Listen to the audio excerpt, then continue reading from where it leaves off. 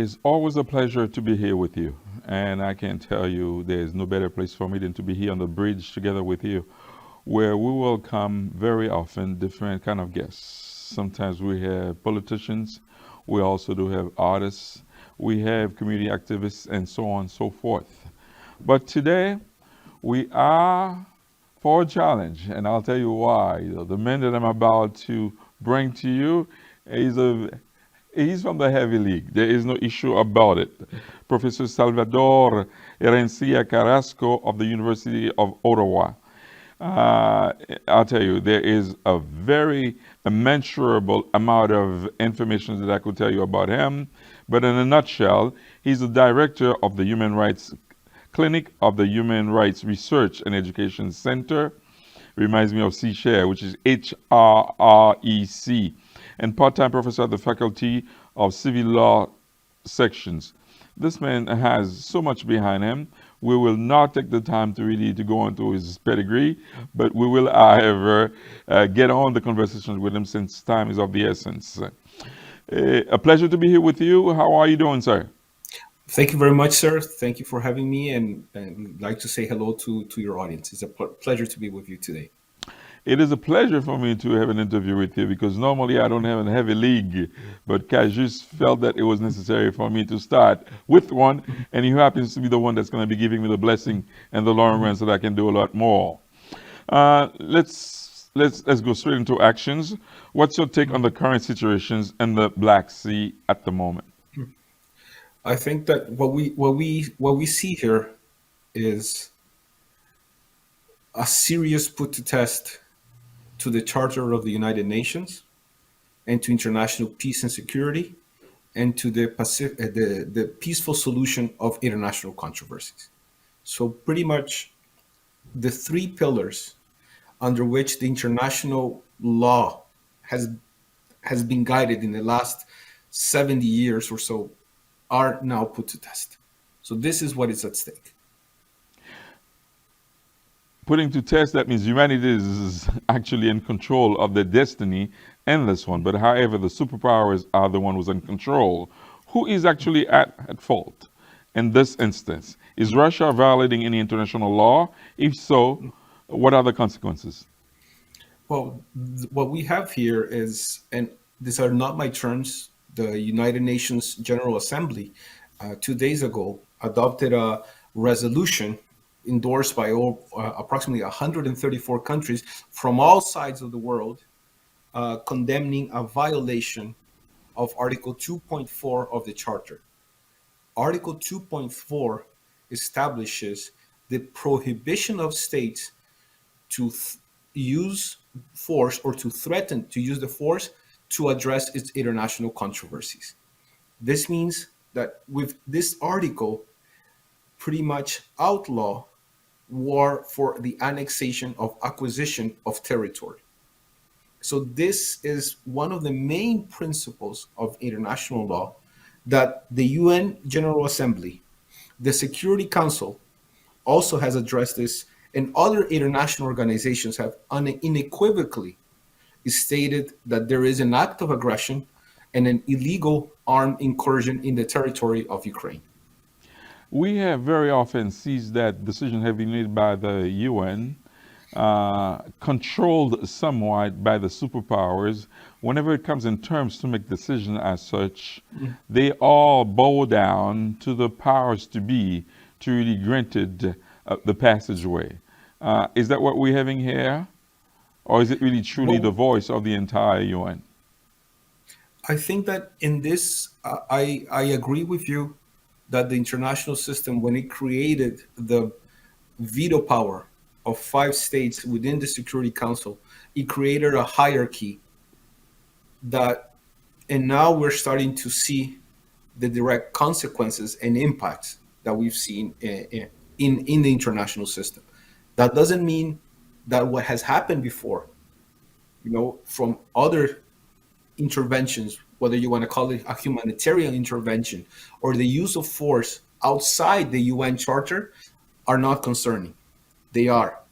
But in this moment, what we see is not only a complete disregard for international law, but we have seen in a positive way a the unity of different countries and different regions to address this situation.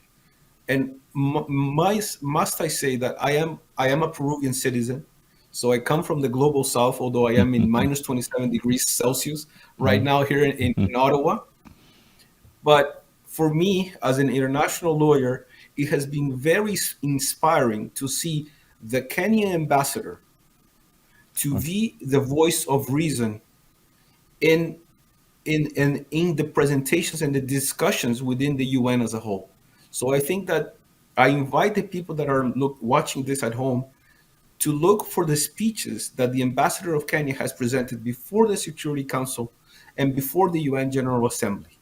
They are a call for the for a peaceful solution of controversies, a call for respect each other's boundaries, respect each other's differences, or to address them in peaceful manners. So, sir, if I may, he said something that is very true. Okay. In his speech, he said, if Africa were to try to create countries or recreate countries based on ethnic unity or racial unity, Africa will still be in complete bloodshed to this day. Africa has taken a choice, has chosen to look forward. So if that harmful decision that African countries have made for the most part, this should be a lesson to all countries, regardless of nationalities and regardless where you are, and GDP, which is very important. It is so unfortunate. The motherland always has the wisest wisdom ever.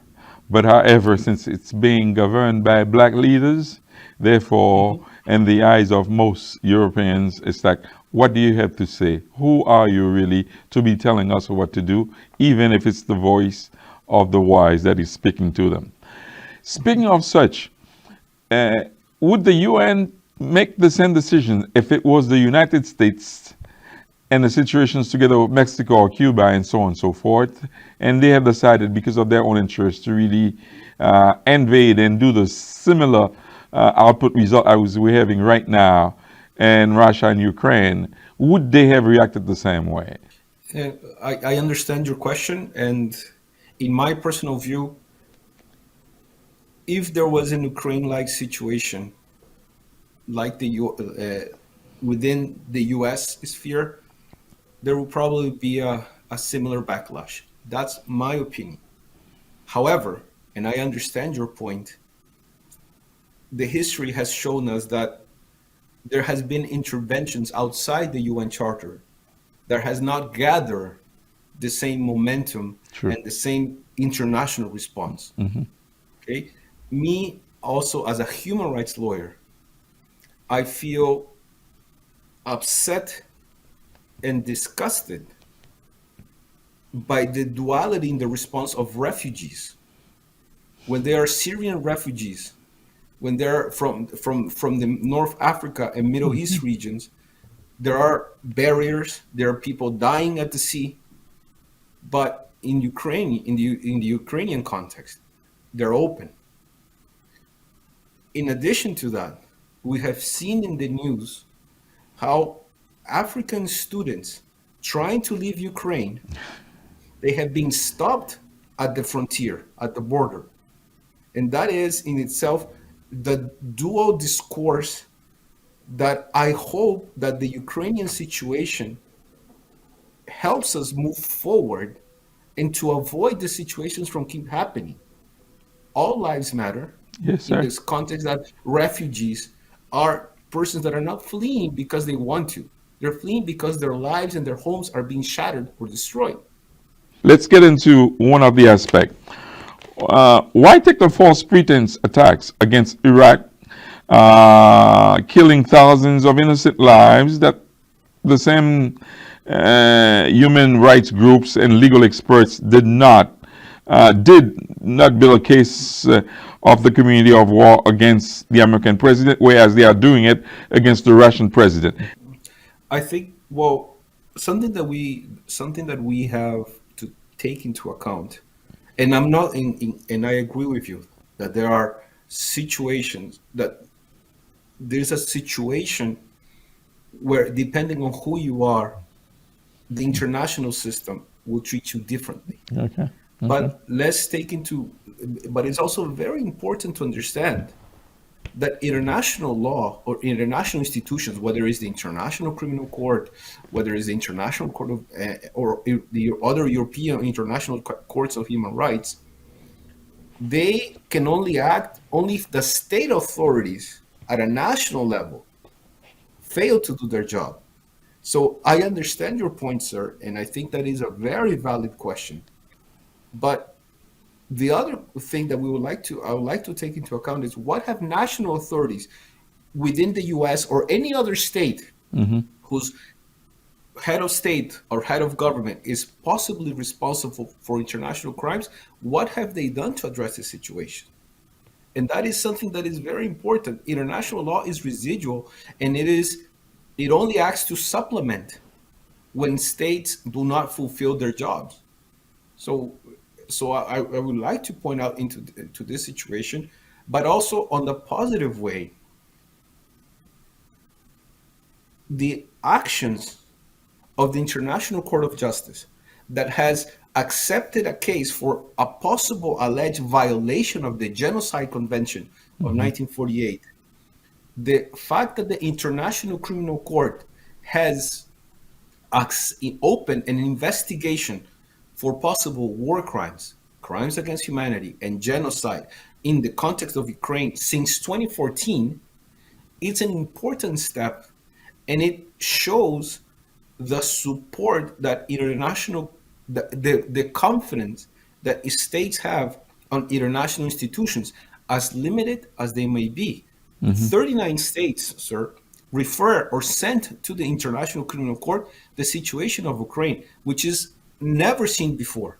39 states from different parts of the world, they might not see eye to eye on many issues, but they know, or in their heart they believe, that this is an international crime situation and that international courts must step up. We're looking at the Monroe Doctrine, which is still alive here in the United States. And that would have automatically granted by the Congress access to the president to do whatever, whenever the interest is being enacted. So, what is so wrong if the Russians feel the same way and react the same way as the Monroe policy? The Monroe policy, and as a Latin American, I can testify and certify how harmful it has been for us, Yes. and it has been used to overthrow democratically elected governments, Yes, sir. and that is not the way to go. That is not what international law here goes. But I think that, as you said, the Monroe Doctrine is a policy. It is not embedded in the international law. It is not an international norm. It is a national policy. Same way as what is the Russian Federation is trying to do right now. In this case, okay, whether there are different circumstances that are at play, but what we see here is a direct violation of Article 2.4 of the UN Charter. And because the Security Council could not adopt a resolution due to Russia's veto, the General Assembly had to step up in a resolution called United for Peace, which was the first time that the General Assembly addressed this since 1982. And what this happens is that when the Security Council is landlocked, is locked because of a veto, but there is a serious situation that could affect international peace and security, the General Assembly can act. And this is what happened. So we can talk about, and I understand, sir, your point about the different standards. And I absolutely agree with you. There is a double standard. Mm-hmm. And depending on who the alleged perpetrator is, there will be a different treatment. True. But that happens at an international level, Mm-hmm. and that happens if you get a parking ticket at home, driving back home. the system is completely different. And just to put an example, what is happening in the U.S., the debate and the fearful debate regarding critical race theory, whose purpose is to understand the Mhm. underlying discrimination and subordination of racial minorities. It's telling of the system as a whole. So what I want to express with this is that we can look at the double standards, Mhm. but we can also look at the possibility for international law, as flawed as it might be, as limited as it might be, Mhm. to address a situation that to this day we are already in 1 million refugees from Ukraine. That I, is the situation that we need to take into account. I understand that, and I am for the suffering, the vulnerable who are being victimized while the superpowers are fighting for their own means. Ukraine is not a NATO member. However, NATO members decided to supply offensive and defensive weapons while the country is at war. What does that mean? Does Russia have the right to protect its sphere of influence as any other great powers? Russia Russia's foreign policy is up for the people that are making those decisions. Whether or not these are consistent with international law, that is for other international courts, international bodies to do. So I I I think that when, just like the Monroe Doctrine, the concept of a sphere of influence is a national political statement that can translate into national policies and national laws. But the response of the international system, that will depend if that policy is or not consistent with international law, international human rights, or international humanitarian law. And to bring that in concrete, I do not think no national policy can justify the shelling of schools. No policy, or whatever historical reasons you would like to argue, can justify, the killing of children, Hmm. the bombing of schools. So this goes beyond whatever whoever is in charge, whether it's Russia, US, Peru, Brazil, wherever you want to put it, is up to them. What they want to do is one thing, but the law will have to respond. And I think that for now, given the limitations that we have, the international system is trying to respond, knowing or being aware of the limitations that the system has, particularly because one of the aggressors is a permanent member of the Security Council. But it was under false pretense that the United States went and attacked Iraq, when in Mhm. fact the accusations was Yeah. wrong. There were Mhm. numerous victims from Mhm. all the spec of what you are saying right now, whether it was school, whether it was Mhm. a hospital, and so on and so forth. Why didn't the ICC or the ICJ really, the International Court, really call up on this one? Because they didn't have jurisdiction, because neither Iraq or the United States have ratified the Rome Statute of the International Criminal Court. And the court can only investigate potential international crimes in countries that have accepted its jurisdiction. Okay. In the case of Ukraine, Ukraine has not ratified the Rome Statute, but in 2014, following the invasion that took place in that year, Hmm. submitted by Congress a letter accepting the jurisdiction of the court for that specific matter. That, in addition to the referral made by 39 states, have allowed the International Criminal Court to open an investigation on what is happening right now in that country. On the international court, we understood that the UN security resolutions have double standards in them because they have not been applied toward other instances before. But given the harshness of the sanctions level on Russia, can one consider them genocidal? The French finance minister said that they are going to strangle Russia with sanctions that will make the Russian people suffer. That is a poor choice of words, sir, because uh, and I think that especially the European Court of Human Rights and other humanitarian organizations are trying to differentiate what is the people that are ordering this, the officials that are ordering this attack, from the Russian people. And we have seen in the news a large number of civilians protesting against this invasion and this attack on Ukraine, even though they will face prison, they will face severe sentences, because it is against the law to protest or to show civil disobedience in that country. So but I think that the economic sanctions are being put to test, not only in its efficacy or validity, Okay. but also on the impact that it might have to force the parties to a negotiation, but also what is the impact on the population, on civilian and in Russians that will face shortages and economic and social problems in the short time. I know that you have to run and get some students that are waiting for you. What is your take on the general sanctions? What does international say about sanctions? And can sanctions be considered as a weapon of mass destruction? We're going to close with that. Well, I don't really think that economic sanctions are weapons of mass destruction. Many of these sanctions are established by law, by international treaties. The UN Charter has established